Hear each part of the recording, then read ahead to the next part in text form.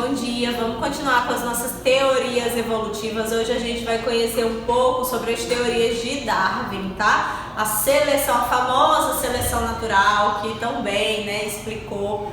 Também assim, na medida do possível, foi a teoria que melhor explicou, as características de evolução. Então, a aula 27 e 28 do nosso livro 3, especificamente sobre Darwin. Então, a teoria de Darwin foi uma nova teoria evolutiva, foi a que realmente foi considerada a teoria da evolução, a que ficou mais famosa, que explica bem mesmo como esses indivíduos evoluem, tá? Vocês já conhecem as características das teorias evolutivas de Lamarck, então vamos fazer aí um paralelo entre essas duas características e dar uma comparada entre elas, tá? Então, cerca de 50 anos depois da publicação dos trabalhos de Lamarck, Charles Darwin e Alfred Wallace, apresentaram seus trabalhos na comunidade científica. Então, são dois pesquisadores importantes, na formulação, na formatação dessa teoria evolutiva. Os dois viviam em países diferentes, em locais diferentes. O Wallace conhecia Darwin porque Darwin já era um pouquinho famoso na época, enfim. Mas eles tiveram a mesma ideia, as mesmas ideias, os mesmos pensamentos em relação à teoria evolutiva, Mas Darwin teve um pouquinho mais de sorte do que o Wallace. De onde surgiu essas ideias deles? Da teoria malthusiana. Thomas Malthus, analisando lá no seu ensaio sobre a economia, ele fez estudos demográficos, analisou o crescimento da população humana e quais eram os fatores que influenciavam esse crescimento. E nessa teoria, ele formulou a hipótese de relação de crescimento populacional e de produção de alimentos, que ficou bastante conhecida e serviu como base para os estudos e formulação dos pensamentos evolutivos de Darwin e de Wallace. O que Malthus dizia? Malthus dizia que a população humana ela cresce de maneira geométrica, ou seja, os indivíduos vão se reproduzindo e vão se multiplicando. Isso representa um crescimento rápido da população, certo? Já os recursos naturais, os alimentos, eles crescem de maneira aritmética, eles vão se somando. Então, esse crescimento, esse aumento desses recursos é relativamente lento. Como essa balança ela é desigual, então teria, de acordo com as conclusões de Malthus, teria muita gente para pouco alimento. Isso ia causar uma competição exagerada e causaria, obviamente, o declínio da população. Darwin e Wallace, lendo os trabalhos de Malthus, pensavam, poxa, se as populações elas crescem de maneira indefinida, exponencialmente, isso significa que tem que ter na natureza algum fator que contenha o crescimento dessas populações, que são os fatores de resistência ambientais, predação, competição, parasitismo, a mortalidade, taxa de fecundidade das espécies, Então, eles identificaram isso. E a esses fatores de resistência, Darwin e Wallace associaram, simultaneamente, mas separadamente, associaram à teoria da evolução. Então, se tem muita gente, cresce muito rapidamente essa população, tem que ter fatores que vão conter esse crescimento populacional. Só aqueles indivíduos que são mais aptos, que têm características mais favoráveis, vão conseguir permanecer vivos, reproduzir e passar os seus genes, as suas características, gerar descendentes. Aqueles que são menos aptos, eles vão ser eliminados da população. Qual era a vantagem disso? Estabilizar o tamanho dessa população. Não ia deixar crescer demais essa população até chegar a essa competição exagerada, certo? Então, assim surgiu as ideias, as teorias, de seleção natural.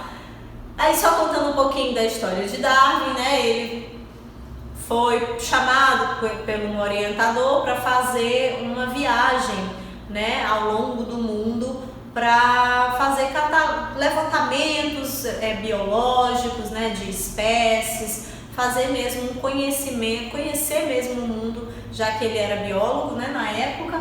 Então ele passou 5 anos viajando em a rota dele aqui, né, e coletando fazendo várias anotações e formatando. Ele passou 20 anos para poder formatar, né, para mesmo fechar a ideia de seleção natural, certo? Então, quais são os principais aspectos da teoria de Darwin? Primeiro, que ele observou que as diversas formas de vida surgiram de ancestrais comuns. Então, isso é um ponto muito positivo da teoria de Darwin, porque ele já traz a ideia de ancestralidade que Lamarck não tinha pensado, tá? Então, esses ancestrais, ao longo do tempo, vão tendo descendentes, gerando descendentes, e esses descendentes vão adquirindo, né, modificações, que no caso, que levaria à evolução. E esse mecanismo de modificação, ele é causado pela seleção natural. Aquelas características que eram mais favoráveis, né, aqueles indivíduos que possuíam características mais favoráveis, que é o que ficou conhecido como os organismos mais aptos, os seres mais aptos, né? Eles conseguiam se reproduzir e ter sucesso naquele ambiente. E quando eles se reproduziam, eles iam passando essa característica de aptidão para os descendentes e gerando então essas modificações, tá? Outra observação dele é que os indivíduos de uma mesma espécie apresentam variações, ou seja, não é porque nós somos da mesma espécie que nós temos que ser exatamente iguais. Aí aqui está o ponto fraco da seleção natural de Darwin, porque ele não sabia explicar por que esses indivíduos da mesma espécie, vivendo numa mesma área, eles eram diferentes entre si, apresentavam essas variações. Mas isso é completamente plausível, né? Não vamos detonar Darwin ainda, porque nessa época os trabalhos de Mendel, a genética, características de hereditariedade, né? Todas essas coisas que nós conhecemos hoje, ele não tinha conhecimento. Quem veio solucionar isso aqui foram já os teóricos posteriores a Darwin, com o neodarwinismo, que a gente também vai ver mais na frente, tá? Então, de acordo com a seleção natural, os organismos com variações favoráveis, com essas aptidões, tá? As condições do ambiente têm maiores chances de se reproduzir, de gerar descendentes. Então, a teoria da seleção natural, ela é toda resumida nessa frase, ok? Assim, ao longo das gerações, a atuação da seleção natural sobre esses indivíduos vai manter esse grau de adaptação entre esses indivíduos e fazer com que esses indivíduos permaneçam no meio ambiente, tá? Aí aqui tem um dos exemplos dessas observações de Darwin, que ele lá na Argentina, quando ele passou pela Argentina, ele encontrou fósseis de mamíferos já extintos. É o nosso exemplo aqui, ó, desse mamífero extinto, que era muito semelhante aos indivíduos que possuíam,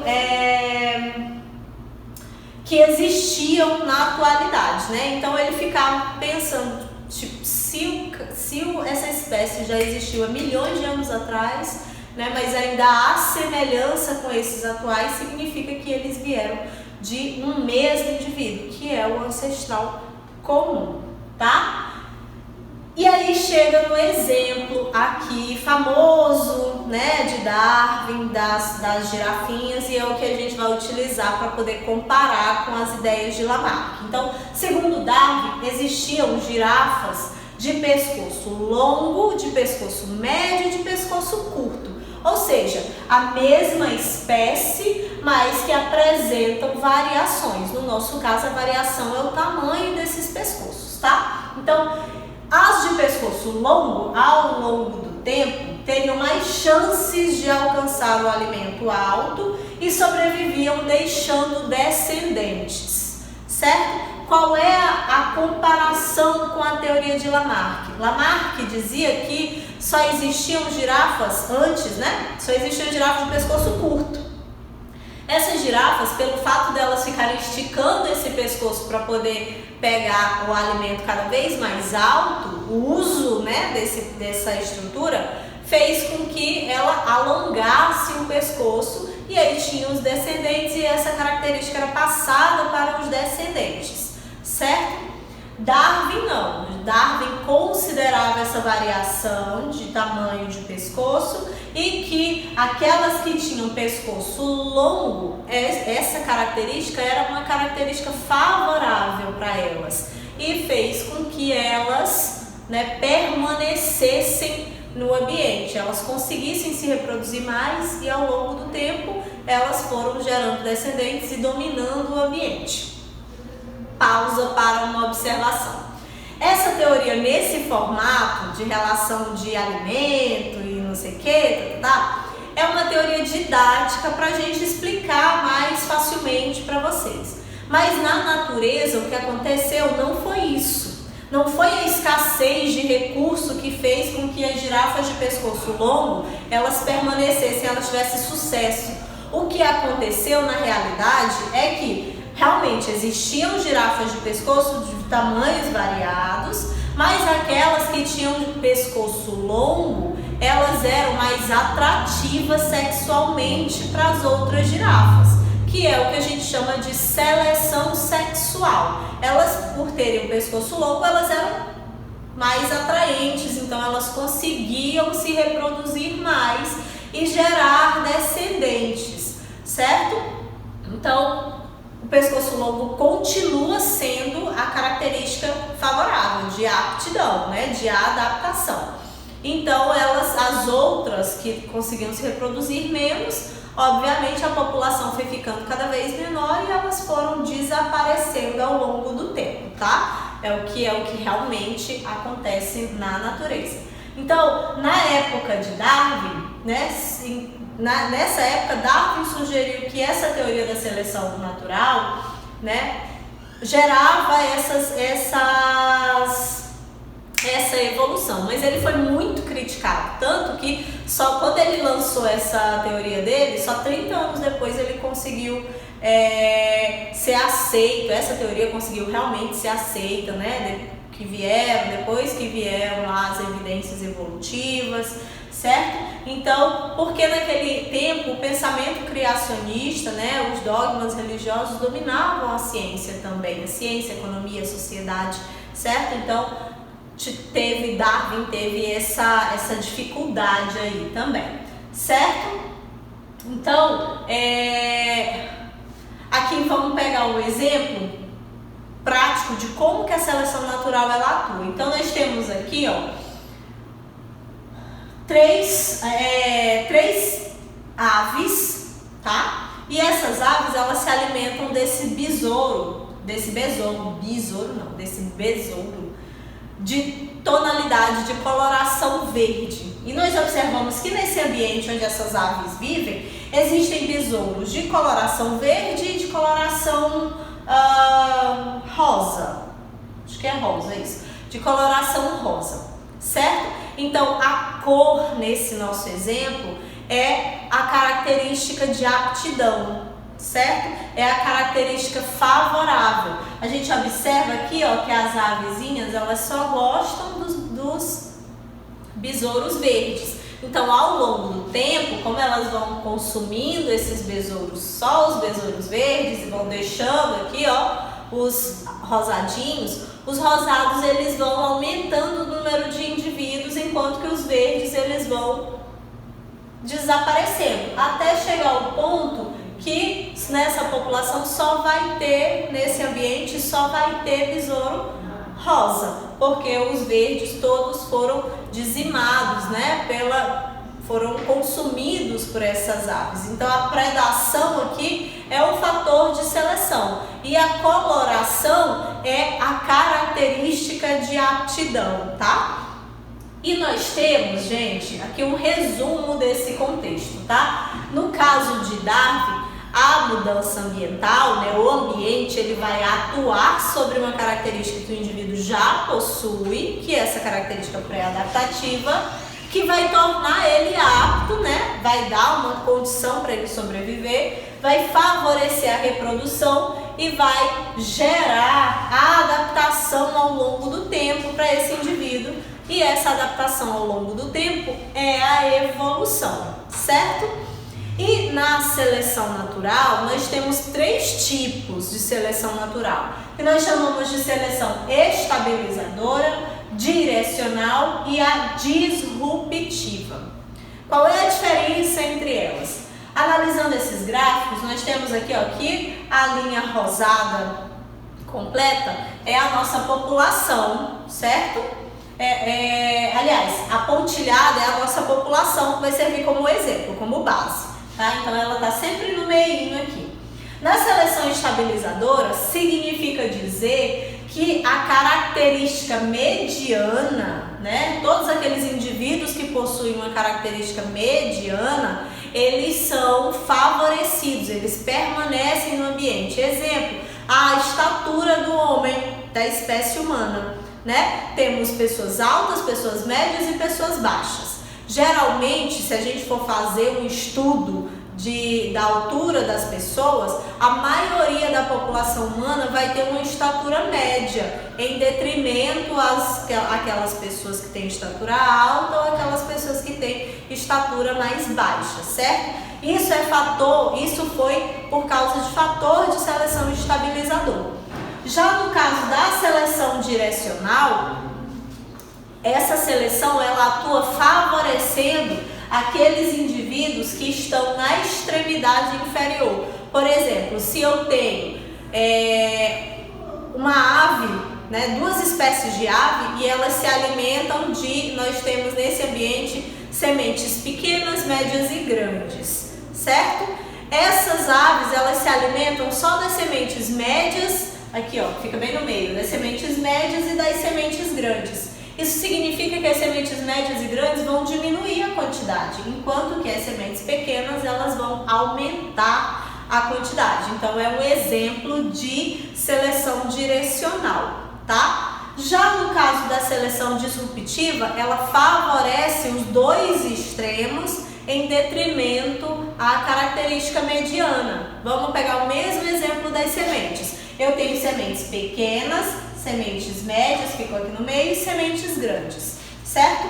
As aves, elas só comem as sementes médias, então ela diminui o número de sementes médias, certo? Enquanto as pequenas e as grandes, elas aumentam em quantidade, então elas são favorecidas. Essa característica favorece esses tamanhos de sementes, tá ok? Então, espero que vocês tenham compreendido. Até a próxima aula com as evidências evolutivas, tá?